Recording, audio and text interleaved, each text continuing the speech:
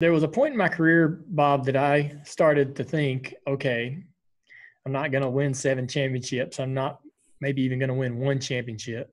I'm not going to win 100 races, might not even win 40 races. So what can I do? What if I can't do that, and I can't be what those? I mean, there were a lot of people that wanted me to be Dale Earnhardt, wanted me to not just be the intimidator and all that, but they wanted me to be as successful as he was and drive like him aggressively, spinning people out and all those things. Whatever they thought Dad was, that's what they wanted me to emulate. And when I realized that, hey, I'm not going to be able to win those races, I'm not going to be able to win a championship, I started to think of what I could do outside of that. What else could I control that would help the sport and be a good ambassador for the sport. So, and I wasn't always perfect, but I started focusing in those areas and being accessible, being available, being accountable. And, I feel like I did a decent job at that. And that's not, I don't want to sit here and measure it. It's up to someone else or anyone else to want to do that.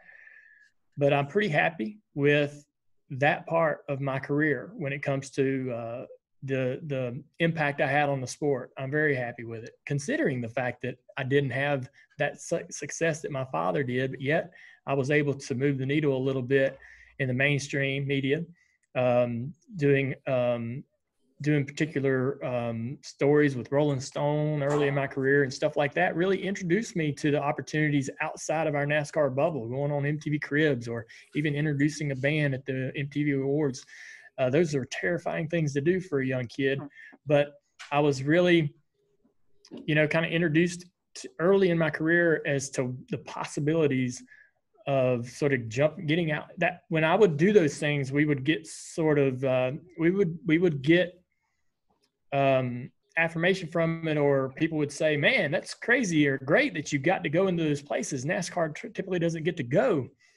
And so I tried to strive for more of that because it was getting such a great reaction. And we were creating a lot of new fans. I always thought it was something important to me that I gained a ton of fans because of who I was right out of the gate. I had people wanting my autograph before I had ever done anything on the racetrack. And that was very awkward and uncomfortable.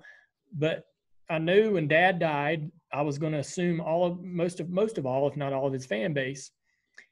And I was able to take that, and I feel like I took care of that. I didn't squander that.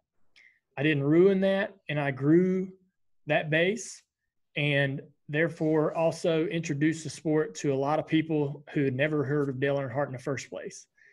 I feel like I took that seriously, and I always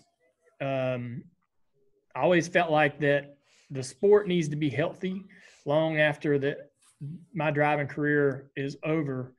I would be very sad if we ever, whether it's 50, 100, 150 years down the road, if NASCAR is irrelevant and nobody even remembers what happened. So it's important for me that our sport survives and is strong way, way beyond my life, because then, not only is it important that people will remember the mark I left, maybe even more so the mark that my father left and all the other greats in this sport, and the drivers that are in it today. We have so many Hall of Famers right in the field right now that we're watching, and drivers that'll come after them.